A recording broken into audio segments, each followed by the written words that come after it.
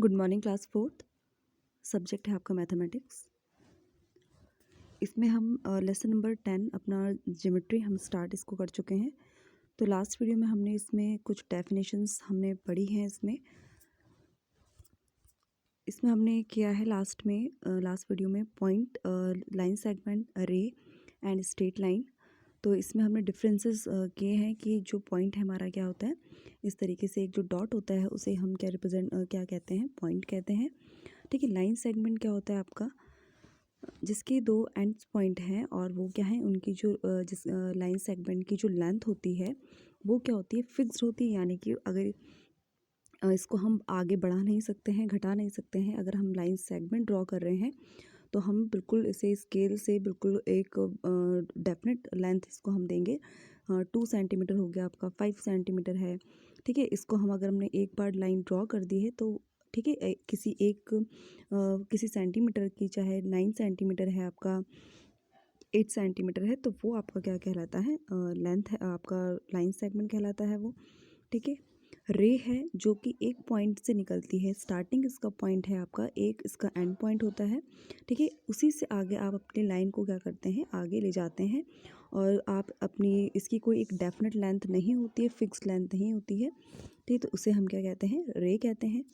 इसके बाद है आपका स्ट्रेट लाइन। क्या होती है, इसकी भी कोई फिक्स्ड लेंथ नहीं होती है। दोनों इसके जो एंड पॉइंट्स हैं यहाँ पे देख रहे हैं, दोनों तरफ क्या है, आप एरो देख रहे हैं, इस तरीके से समझ सकते हैं आप, दोनों तरफ एरो है। तो इसका मतलब आप दोनों साइड से इसको क्या कर सकते हैं, बढ़ा सकते हैं। ठीक है। तो ये आपके क्या होती है, ये स्ट्रेट लाइन होती है। नेक्स्ट हमने इसमें आपको, मैंने कल कहा था कि यहाँ पे आप जो ये इमेजेस देख रहे हैं, तो यहाँ पे आपने देखना है कि सारी जो फिगर्स बने हैं आपने बताना है कि कितनी लाइन सेगमेंट से मिलके ये बना है। तो ये स्केल है, आपको स्केल का यूज़ करना आता होगा, आपको 4th क्लास में है तो इस तरीके का आपका स्केल है। तो आपके पास अगर नहीं है तो आपको लेना है स्केल। ठीक है। तो इस तरीके से आप कितनी भी यहाँ पे, जैसे 7.5 सेंटीमीटर की यहाँ पे लाइन ड्रॉ हो रही है, तो आपने यहाँ पे क्या करनी है, लेंथ आपने क्या करनी है, लाइन सेगमेंट बनानी है। यहाँ पे देखिए 4.5 सेंटीमीटर है, 9 सेंटीमीटर है, 7 सेंटीमीटर है। तो इस तरीके से आप लाइन ड्रॉ करेंगे इन्हें कॉपी में। तो यहाँ पे देखिए लाइन सेगमेंट कह रहा है, क्योंकि क्या है, लाइन सेगमेंट है क्योंकि एक डेफिनेट लेंथ यहाँ पे क्या दी है हमको, यहाँ पे मिली है। तो इसीलिए ये क्या है, हमारी लाइन सेगमेंट है।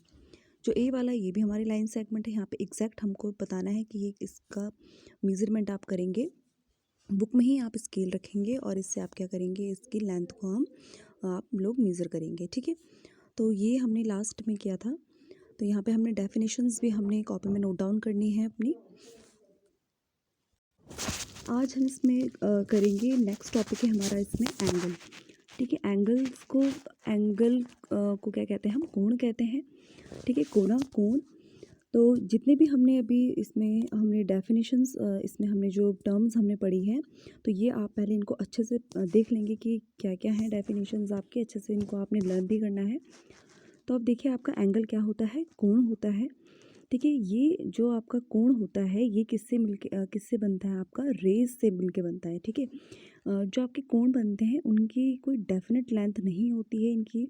तो इसका मतलब दो रेज जब झुक जाती हैं, ठीक है, इस तरीके से ये आपका क्या है, एक एंगल है। जैसा आप ये देख रहे हैं, ये क्या है आपका, ये एंगल है। यहाँ पे जैसे दिखाया है कि आपका ये वॉच है। ठीक है। यहाँ पे देखिए टाइम ये हो रहा है, तो यहाँ पे इसने यहाँ पे 9 o'clock हो रहे हैं, तो यहाँ पे देखिए जो यहाँ पे ये पॉइंट है, ठीक है, ये आपका क्या हो गया, ये एंगल बना रहा है। यहाँ पे बुक का कोना देखिए, ये आपका एंगल हो गया। यहाँ पे कैंची का एंगल हो गया। तो इस तरीके से ये जो आपके कोने होते हैं, इसे ही हम क्या कहते हैं, एंगल कहते हैं, कोण कहते हैं। जैसे आपका रूम होता है, तो ठीक है, रूम के जो कॉर्नर्स आप देखते हैं, ठीक है, वो कोने, तो वो क्या होता है हमारा, उसे हम क्या कहते हैं, एंगल कहते हैं, कोण कहते हैं। यहाँ पे देखिए, और जो इसकी जो ये साइड होती है, इसे हम क्या कहेंगे, आर्म। क्या कहेंगे इसको हम, आर्म। किसी भी एंगल की ये दो आर्म से मिलके बना है, यानी कि दो साइड से मिलके बना है, तो इसे हम क्या कहेंगे, आर्म, या आप क्या कह सकते हैं इसको, साइड। दूसरा पॉइंट क्या है, नेक्स्ट पॉइंट क्या है, अब यहाँ पे देखिए जो ये फिगर है हमारा, यहाँ पे जो दिया है, आप जभी भी इनका नाम जभी भी हम अपने एंगल्स को या लाइन को हम जभी भी आपने ध्यान रखना है, नाम हम देते हैं ABCD या कोई भी आप ZY X इस तरीके से जो नाम देते हैं हम लेंथ में हमने पीछे जो हमको मिली थी कि इतने की आप लाइन ड्रॉ कीजिए, तो वो हमको हमेशा कैपिटल लेटर का ही उसमें क्या करना है, यूज़ हमें करना है।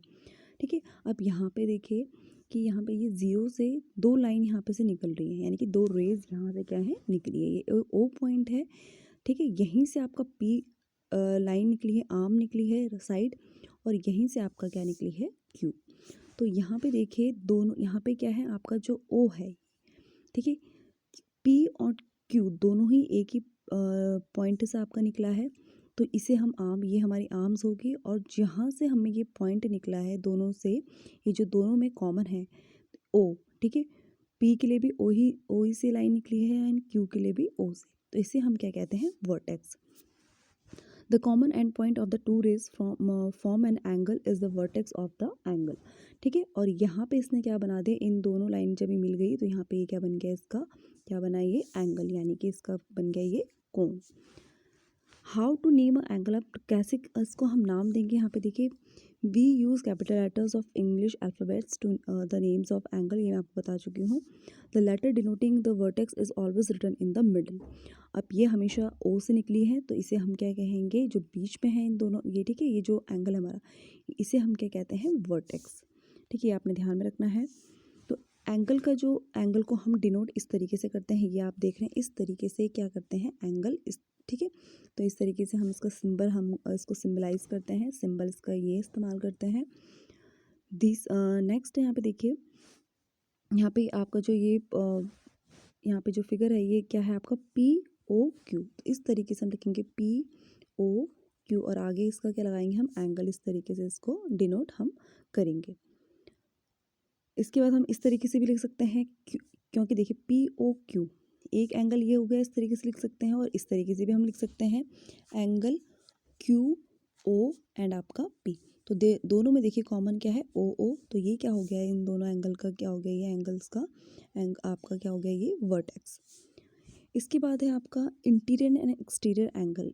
अब ये क्या होता है आपका, the inside part of the angle is called interior of the angles and the inside, यहाँ पे आपको हाँ, the inside part is between the two rays, the outside part of the angle is called the exterior of the angle. Interior मतलब क्या है आपका अंदर, और एक्सटीरियर मतलब क्या होता है आपका बाहर। अब यहाँ पे देखिए, ये जो एक आपको एंगल मिला है, यहाँ पे जो एक, यहाँ पे देखिए फिगर AB और C, ठीक है, एक एंगल है, इस तरीके से एंगल AB एंड C, इसे हम पहले बुक में इसको हम समझेंगे, ठीक है, बाद में इसको हम कॉपी में कॉपी में करेंगे जो इम्पोर्टेंट चीज़ें हैं। ठीक है, तो ये आपका एंगल था, सॉरी, AB और आपका C, ठीक है, ये जो है। अब यहाँ पे देखिए B क्या हो गया, इसका वर्टेक्स हो गया, क्योंकि B से ही आपका AB पूरी एक रे बनी है, आपका आर्म बनी है, साइड बनी है, और B से आपका C भी इसी पॉइंट से निकला है, तो B हमारा क्या हो गया, यहाँ पे वर्टेक्स हो गया, ABC हमारा क्या हो गया, एंगल। अब देखिए इसके अंदर कौन कौन से पॉइंट हैं, O एंड P, तो ये इस एंगल के अंदर है, तो ये क्या हो गया, ये इंटीरियर इसके पार्ट्स हो गए, ठीक है। और बाहर देखिए Y है आपका, और B क्या है, यहाँ पे Z भी है, तो ये जो, और आपका X भी है, तो ये क्या हो गया, इसके एक्सटीरियर पार्ट्स हो गए। तो point OP are in the interior of the angle, यानी कि जो OP है ये कहाँ है, इंटीरियर एंगल के अंदर है, और XYZ जो पॉइंट्स हैं, XY एंड Z ये कहाँ है, आपके एक्सटीरियर, यानी कि exterior of the angle, angle के बाहर ये आपके पॉइंट्स हैं। तो इसमें कोई इतना मुश्किल नहीं है, ये सिर्फ पॉइंट्स हैं आपको बताने के लिए कि एंगल के बाहर और एंगल के अंदर, ठीक है। तो जो अंदर की साइड पॉइंट्स होंगे, कोई आपको इस तरीके से आपको दिए होंगे अल्फ़ाबेट की तरह, तो वो हमारे इंटीरियर हो गए, और जो बाहर एंगल के बाहर हैं वो हमारे क्या हो गए, एक्सटीरियर पॉइंट्स। तो आपने ध्यान रखना है कि एंगल आपका क्या है, इस तरीके से यहाँ पे, ठीक है, जो कोण होते हैं, कोने होते हैं, उसे ही हम एंगल कहते हैं, और इसकी रेस होती हैं एक पॉइंट से, क्या आपके जो आर्म्स बनाते हैं उसे ही हम एंगल कहते हैं, ठीक है। नेक्स्ट है हमारा, अब देखिए मीजरिंग ऑफ एंगल। अब एंगल को भी हम मेज़र कैसे करेंगे, ठीक है। इस तरीके का एक आपका प्रोटेक्टर होता है जिसे हम हिंदी में चाँद भी कहते हैं। तो ये तो सभी बच्चों ने देखा है, सभी बच्चे यूज़ करते हैं इसे। तो जभी भी हम किसी भी एंगल को मेज़रमेंट करते हैं, उसको नापते हैं, तो उसका जो सिंबल है, यूनिट है उसकी, तो हम उसके लिए क्या करते हैं, डिग्री का इस्तेमाल करते हैं। ये इस तरीके से डिग्री, ठीक है। 70 डिग्री हो गया आपका, यहाँ पे दिखा रहा है 70 डिग्री, 80 डिग्री, ठीक है, 95 डिग्री।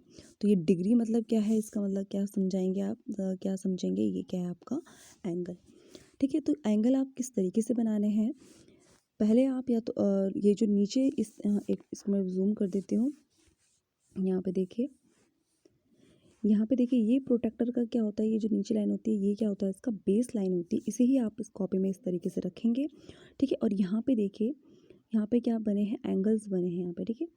यहाँ पे देखिए, इस तरीके से हम चलेंगे। यहाँ पे से 10 है आपका, 20 जो अंदर की तरफ है वो उनमें हमने जाना है, उन उसको हम देखेंगे। 30 डिग्री, फिर 40। अगर हमको 40 में चाहिए तो हम क्या करेंगे, अगर हम 40 डिग्री एंगल बनाना चाहते हैं तो उसके लिए हमने कॉपी में इस तरीके से ये जो रखा है, सपोज़ करिए ये कॉपी है, इस तरीके से हमने डी रखना है। नीचे हम लाइन इस तरीके से ड्रॉ कर देंगे, ठीक है। अगर हमको 60 का चाहिए तो यहाँ पे हमने एक पॉइंट लगाया, ठीक है, ये पॉइंट। और जो यहाँ पे यहाँ पे हम पॉइंट रखेंगे अपना, ठीक है, यहाँ पे। और इन दोनों को हम क्या कर देंगे, यहाँ पे इसको हम जोड़ देंगे। तो ये क्या बन जाएगा हमारा 40 या 50 का ये बनाया है हमने, 50 डिग्री का क्या बन जाएगा, ये एंगल आपका बन जाएगा। तो ये आपने कोशिश करनी है, यहाँ पे आपको कुछ एंगल्स बने हैं ऑलरेडी, इसमें बने हैं, तो आपने इसको क्या करना है, कंपास ये सॉरी अपना प्रोटेक्टर रखना है। जो ये इसका बीच वाला जो पॉइंट है, यहाँ पे आप देखेंगे जो स्ट्रेट लाइन है, यहाँ पे जो यहाँ पे देखिए आप 90, यहाँ पे लिखा है ना, यहाँ पे देखिए 90, ठीक है। तो जो ये इसका ये वाला जो पॉइंट है बीच में एग्जैक्ट 90, आपने इसको कहाँ पे रखना है, आप इसको रखेंगे यहाँ पर, ठीक है, इस पॉइंट पे रखेंगे आप यहाँ पर। और यहाँ पे से आप क्या करेंगे, देखेंगे कहाँ पर ये क्या है आपका एंगल बन रहा है। और यहाँ पे आप इन एंगल्स का नाम भी दे देंगे, इसको आप दे सकते हैं ए, यहाँ पे दे दीजिए, इसको बी दे दीजिए, इसको यहाँ पे आप सी दे दीजिए। तो इसी तरीके से आपने क्या करने हैं, बुक में जो ये आपके एंगल्स बने हैं, इसमें आपने प्रोटेक्टर को रख के इनको क्या करना है, आपने मेज़र करना है। एक बार आप जब करेंगे, अभी आप इसको करेंगे तो आपको समझ में आ जाएगा, ठीक है। ज़्यादा टफ नहीं है। इसको आप यहाँ पे, इस पर आपने ध्यान रखना है कि जो ये बीच वाला जो 90, यहाँ पे जो सीधी जो लाइन है उसको आपने यहाँ पे रखना है, ठीक है। यहाँ पे आप प्रोटेक्टर को रखेंगे और इसको मेज़रमेंट आप करेंगे। तो ये आपने आज इसको बुक में ही करना है। आप इसको अपना प्रोटेक्टर लेके यहाँ पे मेज़र करेंगे और यहीं पे लिखेंगे। अगर आपका सपोज़ वाला करें, पहले वाला जो आपका फिगर बनी है ये आपका 70 डिग्री का बना है, तो बीच में आप इस तरीके से 70 डिग्री भी आप इस तरीके से लिखेंगे। और इन पॉइंट्स को आप नाम दे देंगे, ए दे देंगे यहाँ पे, बी एंड आपका सी, जो भी आप नाम देना चाहते हैं अपने अल्फ़ाबेट्स, वो आप क्या कर सकते हैं, दे सकते हैं।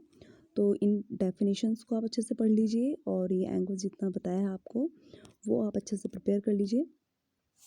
So thank you class.